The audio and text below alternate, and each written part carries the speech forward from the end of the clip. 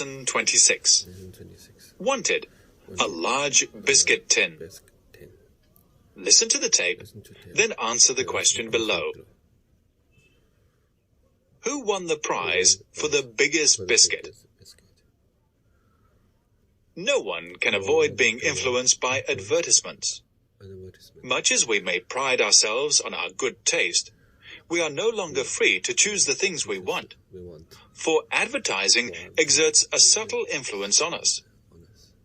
In their efforts to persuade us to buy this or that product, advertisers have made a close study of human nature and have classified all our little weaknesses. Advertisers discovered years ago that all of us love to get something for nothing. An advertisement which begins with the magic word free can rarely go wrong. These days, advertisers not only offer free samples, but free cars, free houses, and free trips around the world as well.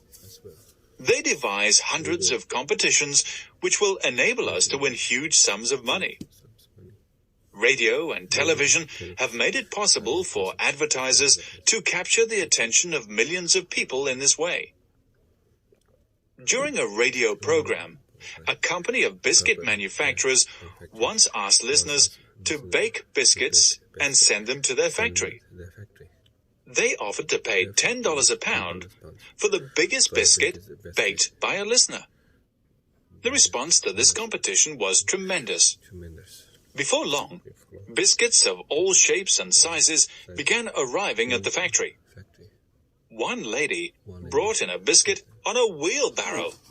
It weighed nearly 500 pounds. A little later, a man came along with a biscuit which occupied the whole boot of his car. All the biscuits that were sent were carefully weighed. The largest was 713 pounds.